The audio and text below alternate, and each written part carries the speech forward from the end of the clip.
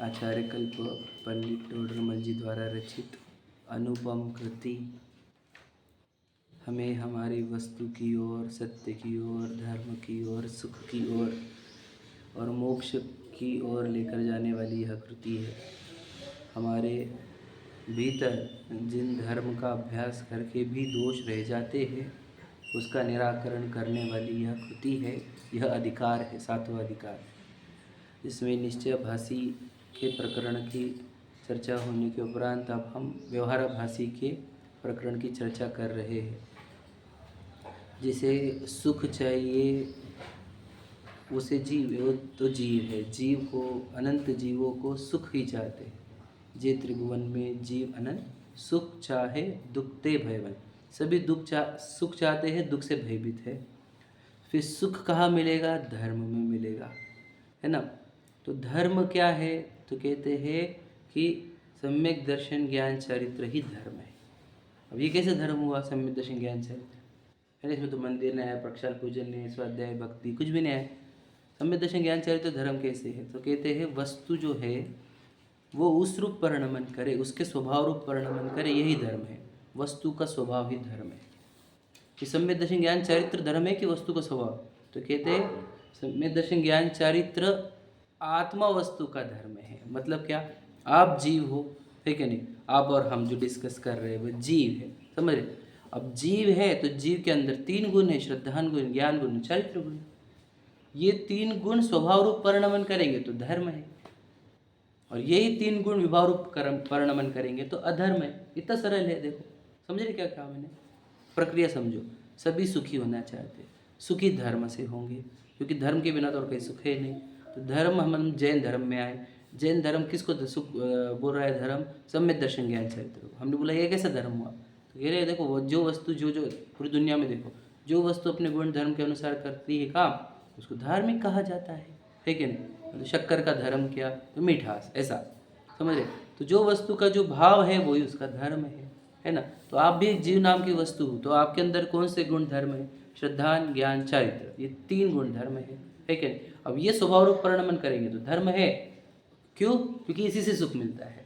यानी सम्यक श्रद्धान, ज्ञान, चारित्र गुण सम्यक परिणमन करेंगे या यथार्थ परिणमन करेंगे, स्वभाव रूप परिणमन करें तो सुख होता है। सुख ही तुझ खोज रहा था तू, और सुख इसी से मिलता है। श्रद्धान सम्यक होने पर, ज्ञान सम्यक होने पर, चारित्र सम्यक होने पर, तो इसी से सुख मिलता है। इसलिए यही धर्म है, समझे कि नहीं? अपने लिए तो ये श्रद्धान, ज्ञान, चारित्र यानी सम्यक दर्शन ज्ञान चारित्र का यही धर्म है, यही सुखी होने का मार्ग है। और मिथ्या दर्शन, मिथ्या ज्ञान, मिथ्या चरित्र ये अधर्म है, क्योंकि श्रद्धा गुण विपरीत कार्य कर रहा है जिससे दुख हो रहा है। ज्ञान गुण विपरीत कार्य कर रहा है जिससे दुख हो रहा है। चरित्र गुण विपरीत कार्य कर रहा है जिससे दुख हो रहा है। इसका अर्थ है मिथ्या दर्शन, मिथ्या ज्ञान, चारित्र यही अधर्म है। समझे कि नहीं? धर्म और अधर्म का अगर परिभाषा समझनी है, अगर आप गहराई स्वाध्याय करने के बाद हम बैठे तो इसका अर्थ समझो, जहाँ श्रद्धा ज्ञान चारित्र सम्यक परिणमन करेंगे वही धर्म है, और जहाँ श्रद्धा ज्ञान चारित्र विपरीत परिणमन कर रही है वो अधर्म है। समझ लीजिए, यदि मैं मंदिर में आया हूँ लेकिन मेरी श्रद्धा की पर्याय ये बोलती है कि मैं मनुष्य हूँ, तो अधर्म ही कर रहा है। ये भी समझना, थोड़ी गहराई समझना इसकी। समझ में आया कि नहीं? मंदिर में आते हुए भी अधर्म होगा। क्यों? क्योंकि श्रद्धा सम्यक होनी चाहिए, ज्ञान सम्यक होना चाहिए, चारित्र सम्यक होना चाहिए, तब धर्म होता है। समझे क्या? अब हम पहला, धर्म में पहला अंग है सम्यक दर्शन। सम्यक दर्शन अर्थात क्या? सच्ची श्रद्धा, यथार्थ श्रद्धा। श्रद्धान गुण जो है हमारा वो सम्यक परिणमन करे, यानी जैसी वस्तु स्थिति है, सच्चाई है, वैसा श्रद्धान होना चाहिए। तो किसके प्रति? तो कहते तुझे देव शास्त्र गुरु की सच्ची श्रद्धा होनी चाहिए। मतलब क्या? तुझे ये पक्का होना चाहिए जो देव है एक्चुअल में उसको ही देव जान, जो देव नहीं उनको देव मत जान। समझे कि नहीं? तो देव की श्रद्धा होनी चाहिए। मतलब क्या?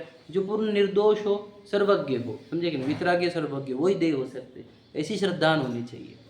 फिर गुरु भी उसी को मान, बड़ा जो दुनिया में सबसे ऊंचे हो, बड़े हो, लेकिन किससे? वितरागता से, समझ रहे? और संयम से, और तप से, और स्वरूप स्थिरता से, शुद्धोपयोग से, है ना। तो उन्हीं को गुरु मान। और धर्म क्या बताओ? धर्म क्या? जो अपने आत्मा वस्तु को बताए, है ना, जो अनेकांत स्वरूप बताए, जो 7 तत्व बताए, वही धर्म सच्चा धर्म है, ऐसा विश्वास कर। ये अब ये परिभाषा जो है कि देव शास्त्र गुरु की श्रद्धा करना, ये रत्नगण श्रावकाचार में से आती है। वो सम्यक दर्शन के लिए क्या कहते हैं कि आप देव शास्त्र गुरु का श्रद्धान करोगे तो आपको सम्यक दर्शन होगा। बात समझ रहे कि नहीं? रत्नाकर शावकाचार्य की परिभाषा ये है, लेकिन तत्व सूत्र की परिभाषा ये नहीं है। तत्व सूत्र की परिभाषा ये है कि 7 तत्वों का श्रद्धा से सम्यक दर्शन होगा। अब बोलेंगे फिर ये अपोजिट कैसे चल रहे हैं कि रत्नाकर शावकाचार्य देवशास्त्र गुरु की श्रद्धा को बोल रहा है और 7 तत्व जो है तत्व सूत्र जो है वो 7 तत्वों को बोल रहा है, तो ऐसा क्यों? दो अलग जगह अलग अलग बातें क्यों कही? तो आप समझे नहीं, दोनों एक में को मैचिंग ही है, इंटरकनेक्टेड है। वो समझ लीजिए। कैसे मैं बताता हूँ कि जो मोक्ष तत्व है 7 तत्व में वो जिनेंद्र भगवान ही है, मतलब देव। वो जो संवर और निर्जर तत्व है वो मुनिराज है, गुरु की श्रद्धा। समझे क्या नहीं? और उसी को बताने वाला धर्म है। समझे क्या नहीं? और वो आश्रय बंधु को, अजीव को पराया बोलने वाला, जीव को अपना बोलने वाला, वही धर्म है। समझे कि नहीं समझे? तो 7 तत्वों में देवशास्त्र गुरु आ जाता है। समझे? वो मैच है, इंटरकनेक्टेड ही है। तो 7 तत्वों का श्रद्धान होना या देवशास्त्र गुरु का श्रद्धान होना, ये दोनों भी व्यवहार सम्यक दर्शन में आते हैं। समझ रहे कि नहीं? लेकिन श्रद्धान सच्ची होनी चाहिए। अभी हम तो देवशास्त्र गुरु के श्रद्धान संबंधित वो व्यवहाराभासी क्या मिस्टेक करता है वो हमने पढ़ लिया। कि जो व्यवहाराभासी है वो जिनेंद्र भगवान की श्रद्धा कैसी करता है, तो बस देहाश्रित गुण, पुद्गलाश्रित गुण से ही। समझ रहे? और गुरु को भी वैसे ही पहचानता है और धर्म की भी ऊपरी ऊपरी परीक्षा करता है, उसकी गहराई समझता नहीं है, इसलिए वो व्यवहाराभासी मिथ्या दृष्टि रह जाता है। ये चर्चा अपन कल कर चुके। अब हम अभी पढ़ेंगे कि वो 7 तत्वों में भी विपरीत श्रद्धान करता है, उसका चैप्टर लोग पढ़ रहे। 224 चल रहा है ना अपना, आ जाइए। देखो, सप्त तत्व का अन्यथा रूप, कल बात हो गई ना उसके ऊपर की लाइन तक। हाँ देखो, तथा शास्त्र में तत्वार्थ श्रद्धानम सम्यक दर्शनम, तत्वार्थ सूत्र का अध्याय 1 सूत्र 2 ऐसा वचन कहा है। इसलिए शास्त्रों में जैसे जीवादि तत्व लिखे हैं वैसे आप सीख लेता है। अभी व्यवहारवासी कैसे करता है? अब उसको कहा था सप्त तत्व का तत्वार्थ, 2 आते हैं उसमें, तत्व प्लस अर्थ। तत्व मतलब भाव, अर्थ मतलब वस्तु। वस्तु को और उसके भाव का श्रद्धान हो जाना, यही सम्यक दर्शन है। देखो ध्यान सुनना, तत्वार्थ श्रद्धानम सम्यक दर्शनम, ऐसा है ना। तो तत्व और उसका अर्थ यानी वस्तु और उसका भाव समझना, यही सम्यक दर्शन है, ऐसा कहा गया है। तो वस्तु और उसके भाव को नहीं समझ रहा है ये काय को समझ रहा है बोलो? वो 7 तत्वों के कंसेप्ट को समझ रहा है, यानी ज्ञान का विषय बना रहा है उसको। समझ रहे कि नहीं? देखो क्या लिखा है कि जैसे जीवादि तत्व लिखे हैं, तो लिखे का है, लिखना मतलब क्या हो गया? अक्षर आ गए, शब्द आ गए। वैसे आप सीख लेता है, तो क्या सीख लेता है बोलो? अक्षर और शब्दों को सीखता है। ध्यान से सुन लेना क्या बोल रहा हूँ। अक्षर और शब्दों को सीखता है, तो इससे क्या होता है? उसका अक्षर नॉलेज, शब्द नॉलेज, क्षयोपशम ज्ञान बढ़ जाता है। उसको रिकॉल होता है जो पढ़ा है, सुना है, सब।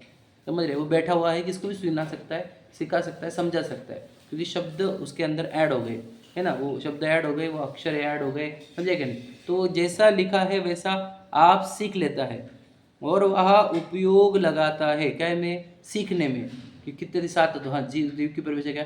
जो जानता देखता है, सुखी दुख का अनुभव करता है, सो जीव। अजीव क्या? जिसमें मेरे ज्ञान चेतना नहीं पाई जाती वो सब अजीब। समझ रहे क्या? जो अचेतन पदार्थ है वो सब अजीब। फिर आश्रव क्या? जिस मोहरा द्वेष की उत्पत्ति आश्रव है, द्रव्याश्रव है ना, ये भावाश्रव है, और कर्मों का आना तो द्रव्याश्रव है। ऐसी परिभाषाएं सीख लेता है, वहाँ उपयोग लगाता है ये सीखने में। समझेंगे नहीं? तो गलत क्या है? कि सीखने में उपयोग लगा रहा है तो गलत क्या है? तो सही कर रहा है काम वो। हाँ, अनुभव कर उसको, हाँ उसको वर्ड दिया है उन्होंने, भावभाषा। समझेंगे नहीं? वो हम पढ़ेंगे अपन। देखो, वैसे आप सीख लेता है और वहाँ उपयोग लगाता है, औरों को उपदेश भी दे देता है। मतलब क्या? सीख लेगा फिर सिखाएगा भी। कि देखो 7 तत्व होते हैं दुनिया में। 7 तत्व में एक जीव तत्व होता है, एक अजीव तत्व होता है, आश्रवबंध तत्व होते हैं, संबंधी जो मोक्ष तत्व होता है। ऐसा औरों को सिखाता भी। अब सीखा क्या है? वो शब्द, अक्षर, और सीखा भी क्या रहेगा फिर? शब्द और अक्षर ही सिखाएगा। समझे कि नहीं समझे? आप समझ लीजिए। देखो, और को उपदेश, परंतु उन तत्वों का भाव भाषित नहीं होता। अब ये भाव भाषित नहीं होता, यानी ये सबसे इंपॉर्टेंट चीज़ है, भाव भाषित नहीं होता। शब्दों का भाव भाषित नहीं होना मतलब क्या? बहुत गहराई समझना, इसको अंदर सूक्ष्मता से मेरे ओन थिंकिंग से बता रहा हूँ कि कैसे समझना है इसको। कि शब्दों का भाव भाषित नहीं होता मतलब क्या? मैं समझाता हूँ। देखो, कि हम बोलते हैं, जैसे माँ ने कहा कि जा और एक मूवी देखकर आ, तो ये माँ के शब्द उसने सुने, तो इनके भाव समझा क्या? वो शब्दों का भाव नहीं समझा। वो भाव ये था कि तू क्यों गया, नहीं जाना चाहिए था, तू क्यों जाता है, गलत काम किया है, ये था ना उसका भाव। समझे कि नहीं समझे? तो जैसे ये था, उन शब्दों के पीछे का भाव क्या था कि नहीं जाना चाहिए तुम्हें, बराबर है। तो वैसे ही हर शब्द के पीछे एक भाव छुपा होता है, समझे कि नहीं? वाचक वाच्य, सुना अपने वर्ड, ये दो वर्ड, वाचक वाच्य संबंध, मतलब क्या? शब्द क्या होते हैं? वाचक होते हैं, समझ रहे? शब्द क्या होते हैं? वाचक। वो दिखाना चाहते हैं वाच्य को। वाच्य को मतलब क्या? वो शब्द सिर्फ इशारे है, याद रखना मेरी बात, शब्द सिर्फ इशारे है वस्तु तक पहुंचने के लिए, समझे क्या नहीं? मटका ये वस्तु है कि शब्द है? प्रश्न समझ लो, मटका वस्तु है कि शब्द है? बताइए यार, हम देव हम बताइए, मटका जो है ये वस्तु है कि शब्द है? देखो अब छोटू उनको तो पूछ लिया, आपको पूछता हूँ, आप सोच के बताओ, मटका शब्द है कि वस्तु?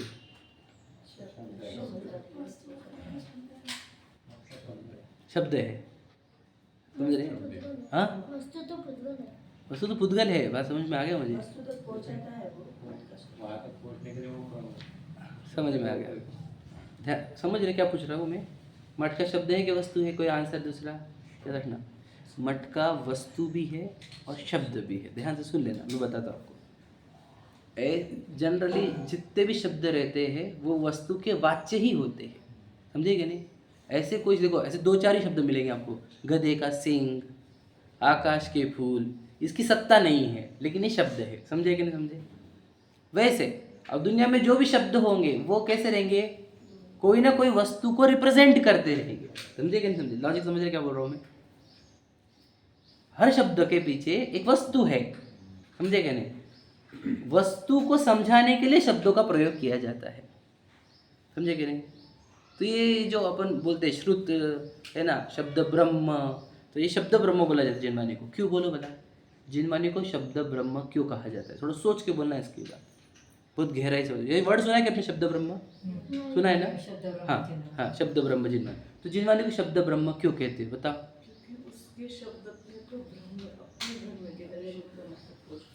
तो याद रखना, क्लियर क्लियर, ब्रह्म को बताती है इसलिए इसको शब्द ब्रह्म कहा है।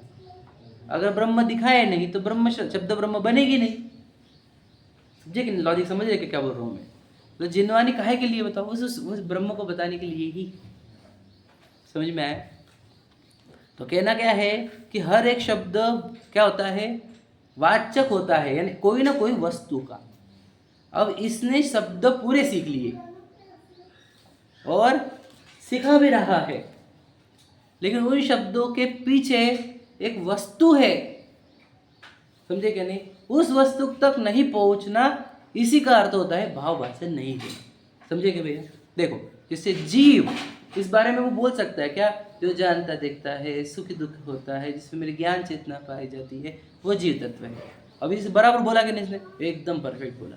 अब क्या गलती है इसमें? अभी गलती क्या है? अब इसने वो देखा ही नहीं ना वो जीव, कि एक जीव अंदर है यहाँ पर जो सिर्फ जान देख रहा है, जो सुख दुख को अनुभव कर रहा है। देखो दुख होता है उसको सुख होता है, समझ रहे? और मेरी चेतना निकल रही है। अब ये नहीं जाना और जीव तत्व के बारे में बोले, समझे कि क्या बोल रहा हूँ मैं? भाव नहीं समझा ना, मतलब उस जीव तत्व, याद रखना, ये सिर्फ शब्द नहीं है, बोलो ये इशारे हैं, ये वाचक है, वाच्य के। तो जो वाच्य तक पहुंचा नहीं, समझे कि नहीं, वो सिर्फ शब्दों से खेल रहा है, शब्दों का व्यापार कर रहा है। शब्दों का व्यापार धर्म नहीं, समझे कि नहीं समझे? गहराई समझो, मैं जो समझा रहा हूँ बहुत इंपॉर्टेंट है। ऐसा ना हो जाए कि हम बहुत साल शब्दों में ही खेलते रह जाए, इसीलिए आपको ये समझा रहा हूँ।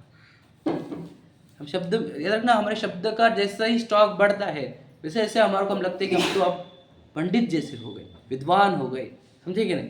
अब हम ये हो गए, वो हो गए, अब सिखा भी सकते है ना। तो शब्द गैदर करने से कुछ नहीं होगा, तो शब्द इटसेल्फ, बोलो लंगड़े है वस्तु के बिना, हैंडीकैप्ड है वो, क्योंकि उसका उस शब्द की बेस, यानी शब्द किसके ऊपर टिका हुआ है? वस्तु के ऊपर टिका हुआ है। अब वस्तु को यानी सोचो, तो शब्द जो है वो वाचक है। वाच्य मतलब ये वर्ड कठिन लग रहा होगा आपको, शब्द इशारा है, समझे कि नहीं, किसका, वस्तु का, समझे कि नहीं, सादी भाषा में। तो इशारा है वो, तो इशारों के बहुत सारे जमा कर लिए और इशारे सिखा भी रहे हैं, लेकिन इशारे समझ नहीं रहे कोई, समझे क्या बोला मैं, शब्द सीखे जा रहे हैं, सिखाए जा रहे हैं, शब्द कौन सी वस्तु के है वो वस्तु नहीं समझ में आ रही है।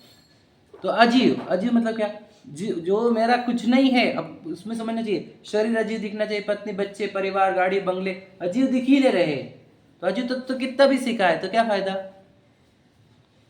अजीव का अर्थ जो अपना नहीं, सिंपल सादी भाषा में, समझे कि नहीं। पुद्गल धर्म धर्म आकाश काल, वो तो 5 द्रव्य है, वो याद रखना, वो कौन है, वो पुद्गल यानी अजीव द्रव्य है, अजीव तत्व नहीं है, समझे क्या। अजीव तत्व में तो पत्नी भी आएगी, बच्चा भी आएगा, है ना, समझ रहे नहीं, वो जो जीव है तब भी, क्यों, क्योंकि मैं नहीं हूं, जिसमें मेरी ज्ञान दर्शन की चेतना पाई जाती है वही जीव तत्व, समझे क्या बोल रहा हूं मैं। तो अजीव तत्व सिखाए और सबको अजीव माने ही नहीं, अपने को छोड़कर सबको, तो फिर वो वही भाव को नहीं पकड़ा है, अजीव के भाव को, समझे कि नहीं। अब पहले क्या सीखते हैं, पहले याद रखना, पहले तो शब्द ही सीखे जाते हैं, परिभाषा सीखी जाती है, पहले तो यही होता है, समझे क्या नहीं, शुरुआत इसी से ही होती है, शब्द ही सिखाए जाते हैं पहले, समझे क्या नहीं। तो जितने बाल बुद्ध की क्लास लगेगी, यो लगेंगे, शिविर लगेंगे, वो सब शब्द ही सिखाएंगे आपको, ध्यान सुन लेना। लेकिन उन सबका इंटेंशन ये नहीं था कि आप शब्द सीखो, सिखाएंगे शब्द ही, लेकिन किसी को भी शब्द सिखाने नहीं है, सिखाने तो सबको वस्तु ही है, समझे कि नहीं। शिविर काहे के लगते बताओ, वो समझ रहे आप, सिखाए शब्द ही जाते हैं वहां पर, लेकिन सिखाना शब्द नहीं है, भाव है, समझे कि नहीं, वस्तु सिखानी। तो ये जर्नी में हम कहीं इनकम्प्लीट रह गए क्या, खुद को ही पूछो कि मैं वस्तु तक पहुंच गया क्या शब्दों के पीछे, क्या मैं अभी भी शब्दों में हूँ, तो पहुंचो वस्तु तक।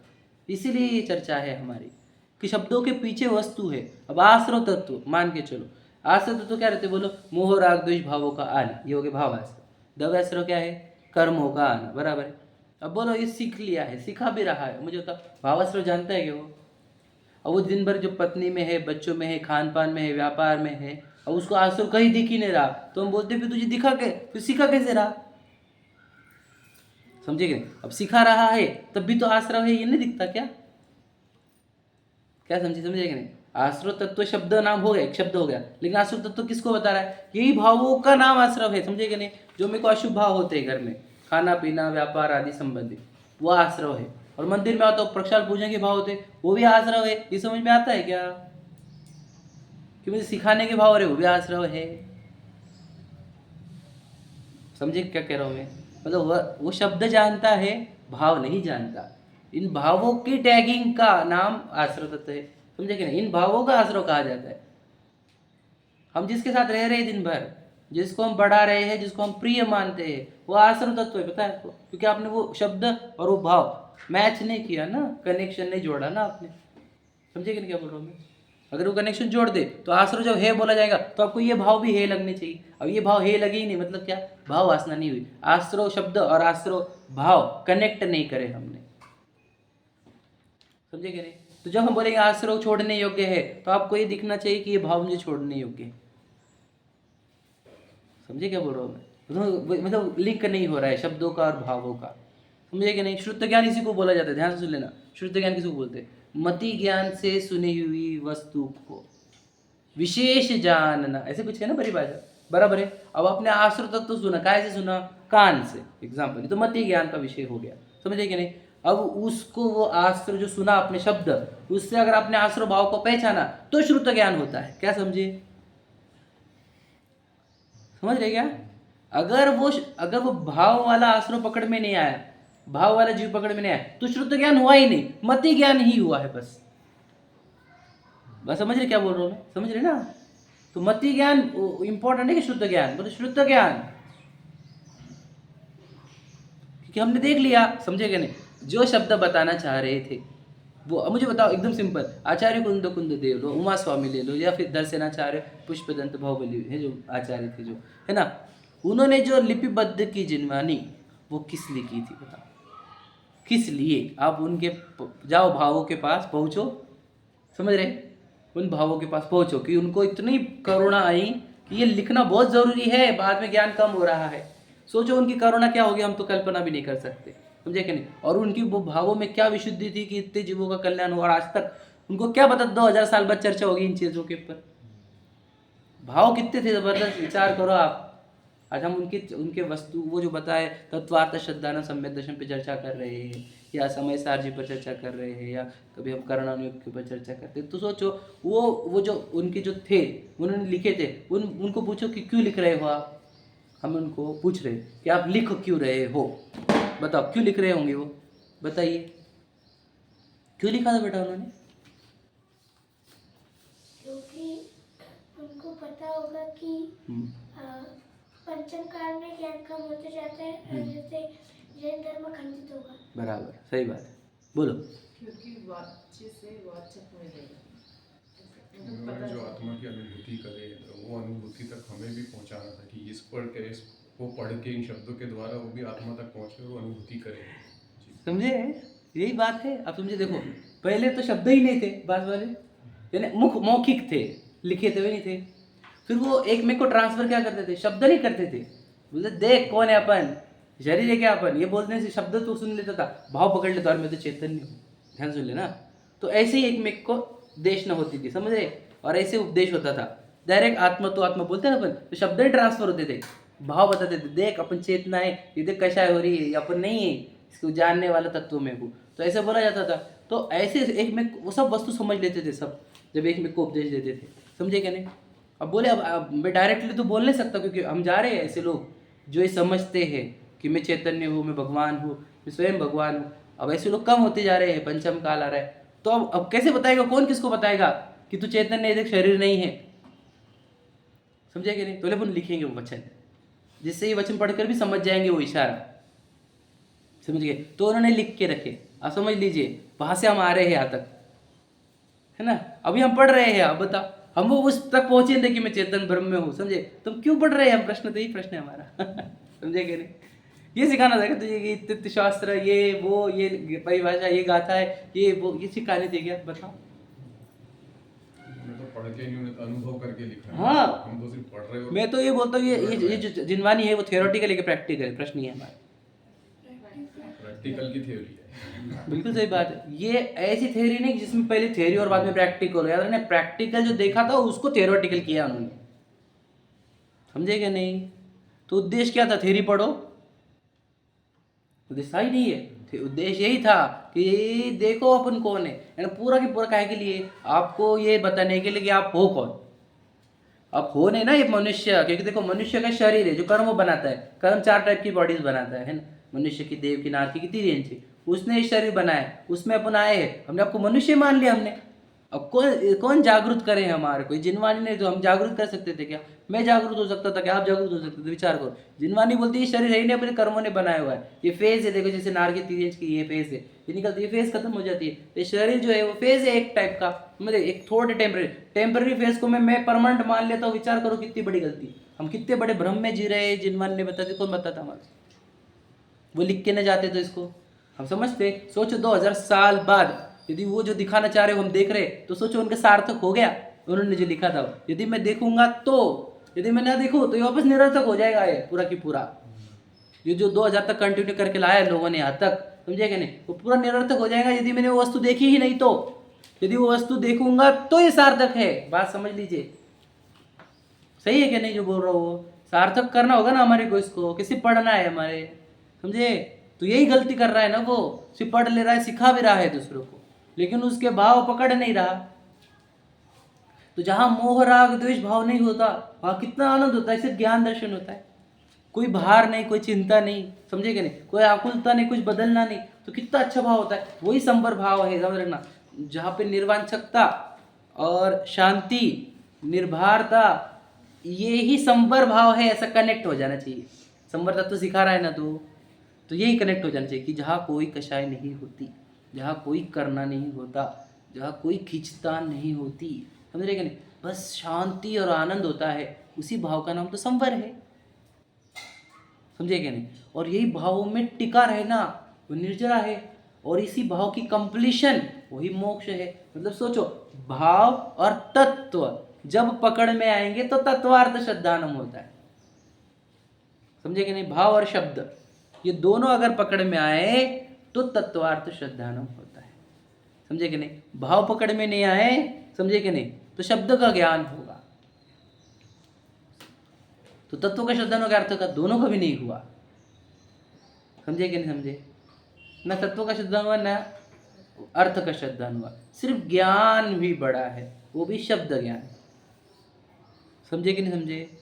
तो शब्द ज्ञान थोड़ी बढ़ाना था हमारे को, वो तो वस्तु पहचाननी थी, समझे कि कह रही। मैं और समझाता हूँ इसके अंदर डेप्थ, थोड़ी सी और डेप्थ लेके आते हैं कि अब वो जो तुमने बताया ना तत्व और अर्थ, तो वस्तु और उसका भाव, तो ये जो आश्रवबंध भाव है ये किसके, जीव तत्व के, यानी जीव वस्तु के, जीव अर्थ के, समझे कि नहीं। और संवर निर्जरा मोक्ष ये भी क्या है, भाव है, कौन से, जीव नाम के अर्थ के। और इसी के साथ क्या होता है, कर्म में भी ये सब प्रक्रिया होती रहती है। मैं इधर विकारी भाव करता हूँ, उधर कर्म आते हैं, वो कार्मण वर्गणाएं कार्माण शरीर में ऐड होती है, बराबर है। और फिर जब मैं संवर निर्जरा भाव करता हूँ तो वो कार्मण वर्गणाएं छोड़ती जाती है इसको, है ना, कार्मण शरीर को। और जब मैं मोक्ष भाव प्रकट करता हूँ अपने अंदर तो कार्मण वर्गणाएं पूर्ण लुप्त हो जाती है, नाश होती है। तो जो वो कार्मण वर्गणा में हो रहा है वो भी क्या है, भाव है, किसका, बोलो, पुद्गल नाम की वस्तु का। तो तत्व और अर्थ ये दो साइड नहीं समझनी चाहिए हमारे को, वस्तु और उसके भाव, समझे कि नहीं। पुद्गल वस्तु और उसके भाव क्या है, वो कर्मों का आना, कर्मों वो। और जीव वस्तु और उसके भाव क्या है, भाव मोह राग द्वेष होना, है ना, शांति होना, आनंद होना, फिर आनंद बढ़ते जाना, ये भाव वाले 7 तत्व है, समझे कि नहीं। समझ में आ रहा है, 2 बातें। अब ये वाले समझ में आना चाहिए पूरा की पूरा, तब हमारे को पूरा मोक्ष। तो इसलिए एक बहुत डायलॉग है, पिक्चर का डायलॉग है वैसे, तो उसी सेंस में बोल रहा हूँ, ठीक है, कि गरीबी से डर नहीं लगता साहब, बोलो, मोह से डर लगता है, समझे कि नहीं। गरीबी हो और मोह ना हो तो एक कण का दुख नहीं, समझे कि नहीं। एक कण, क्योंकि मुझे दिख रहा है कि ये सब पुद्गलों का नाटक चल रहा है पूर्व कर्म के पहले, मुझे क्या दुख हुई बताओ, मैं तो चेतना वैसी की वैसी है, मेरी ज्ञान दर्शन चेतना मेरी सत्ता पूरी की वैसी वैसी है। तो गरीबी का डर नहीं हमारे को, मोह में आ जाऊंगा उसका डर है। अगर मैं मोह में उतर गया कि मैं तो शरीर मेरे साथ इतना बुरा हो गया कि खत्म हो गया, तो डर मोह भाव का होना चाहिए, मतलब क्या, आश्रव से डर होना चाहिए। हमको आश्रव का डर है क्या, हम तो आश्रव में, बोलो, एकदम खुलेआम घूमते हैं, और कोई डर नहीं, कोई चिंता नहीं, कोई आकुलता नहीं, डर खत्म करने की भावना नहीं। फिर ये जैनी कैसा, ये स्वाध्यायी कैसा, ये धार्मिक कैसा, विचार करो जरा। जहाँ आश्रमों में निशंक रूप से प्रवर्तन हो रहा है, निशंक प्रवर्तन लिखा है, वही कहाँ पे मैं बताऊँ आपको, 31-32वीं गाथा के आसपास होना चाहिए कि आश्रम, जाओ संवर में है शायद, वो संवर अधिकार की पहली 2 गाथाओं में है, ठीक है, कि आश्रमों में निशंक कैसे प्रवर्त रहे हैं। जैसे अपन दूसरों के घर पे जाते हैं तो ठक ठक करके जाते हैं, ऐसा एग्जाम्पल लिया वहाँ पर, ठीक है, कि टक टक करके जाते हैं, क्योंकि हम डायरेक्टली एंटर नहीं कर सकते दूसरों के घर में, और खुद के घर में बिना टक टक के खोले डायरेक्ट अंदर, समझे क्या नहीं। तो घर में कैसे अपन निशंक घूमते हैं, दूसरों के घर में निशंक नहीं घूम सकते। वैसे कहते आश्रम में टक टक करके जाना चाहिए था हमने, निशंक, और वहाँ पे तो हम एकदम खुलेआम घूम रहे, समझे क्या नहीं। आश्रमों में सशंक होना चाहिए कि जाऊँ कि नहीं जाऊँ इधर, और अपने ज्ञान में निशंक रहने चाहिए हम। ये आश्रमों का निशंकपना याद रखना, चारों गति घुमाएगा, अनंत संसार घुमाएगा। अगर हम आश्रमों में एकदम कैजुअल है तो याद रखना चारों गति के लिए भी कैजुअल हो जाना, रेडी रहना उसके लिए,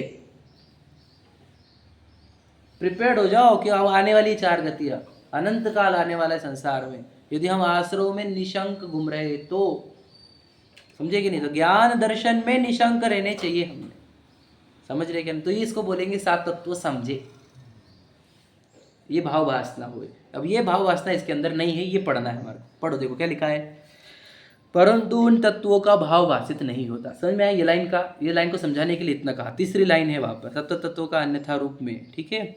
और यहाँ उस वस्तु के भाव ही का नाम तत्व का है, वस्तु के भाव, समझे कि नहीं। सो भाव भाषित हुए बिना तत्वार्थ श्रद्धान कैसे होगा, समझे कि नहीं। भावों से कनेक्शन हुआ नहीं शब्दों का, तो तत्वार्थ श्रद्धान हो जाएगा क्या। शब्द और भाव पकड़नी चाहिए, समझे क्या आपको? समझ में आया? अभी तो शब्द सीखे होंगे बहुत सारे, अब भाव कनेक्ट करो, समझे क्या? नहीं समझे क्या बोल रहा हूँ मैं?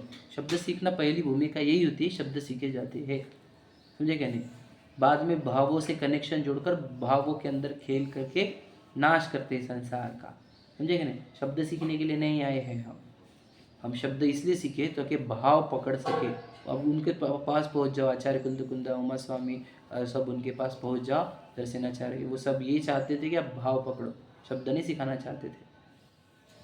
हम शब्द में उलझ रहे हैं, इशारों में उलझ रहे हैं, हमें लेना, हमको वस्तु तक पहुंचना है। हम है कितने महान पदार्थ हमको पता होना चाहिए ना, समझे कि नहीं? अरे जिसमें से ज्ञान सुख अरिहंत दशा सिद्ध दशा प्रकट होती है वो वस्तु में है।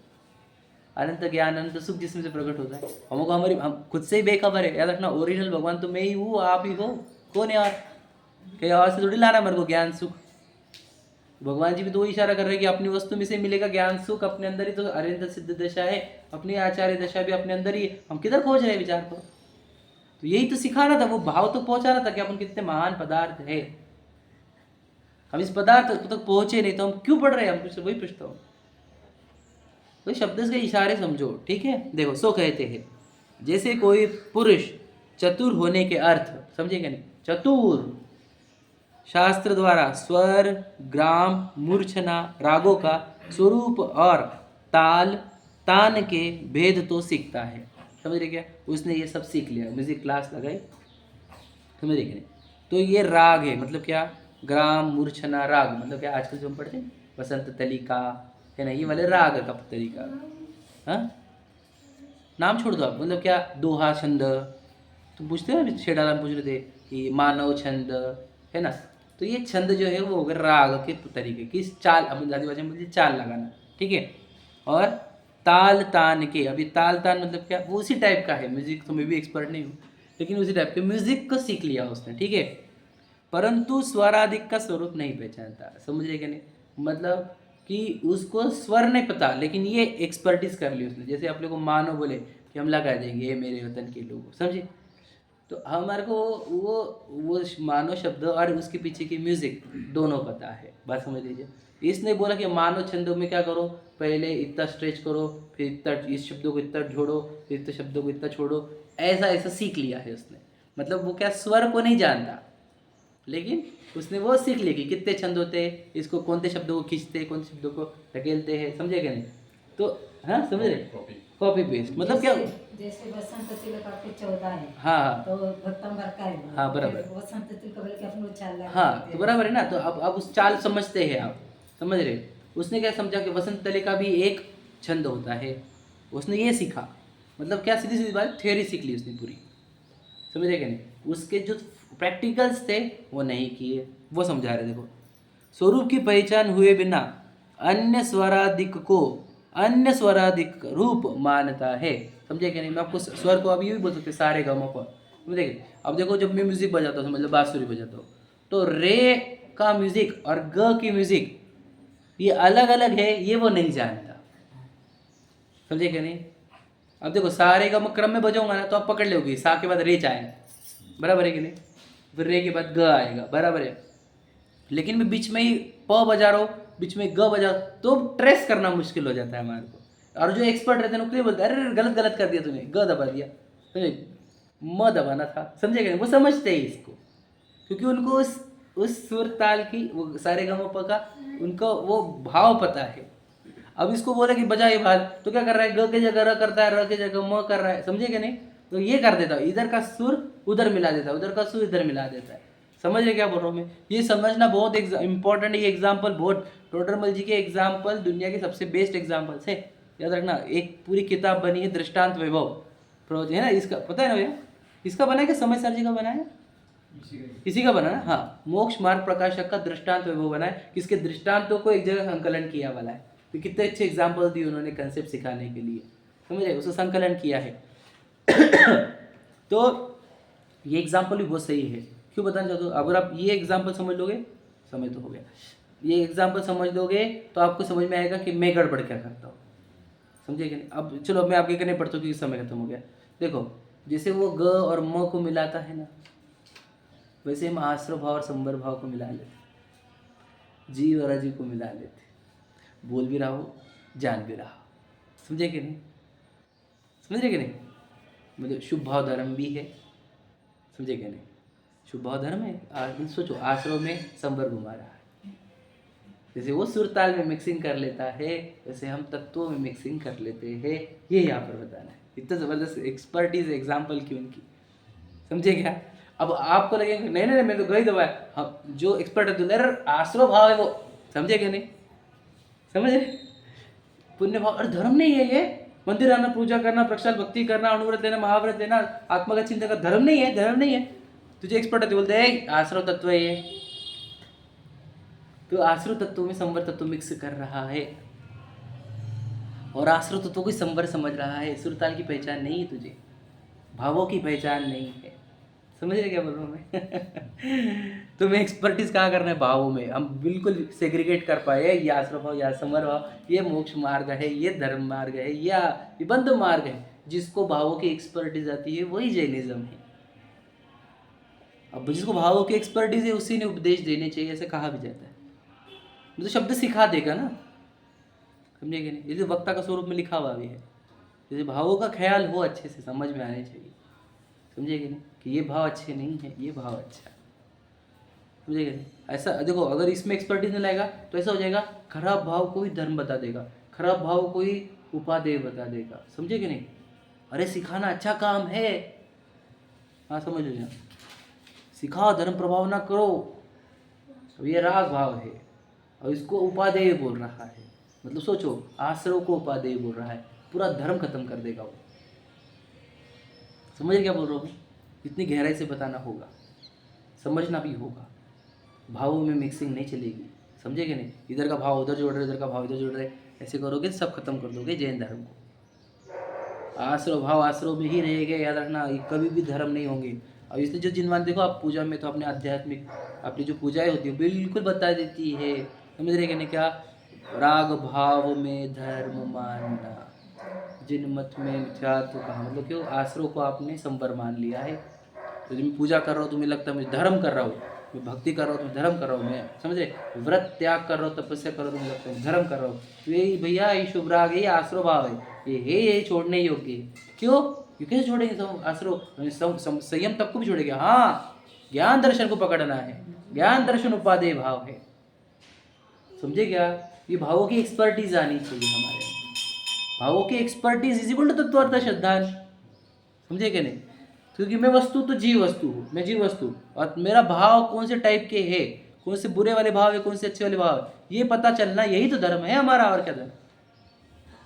भावों की पहचान नहीं है, खराब खराब भाव करते रहता है और धार्मिक भी मानता है खुद। कैसे धार्मिक है?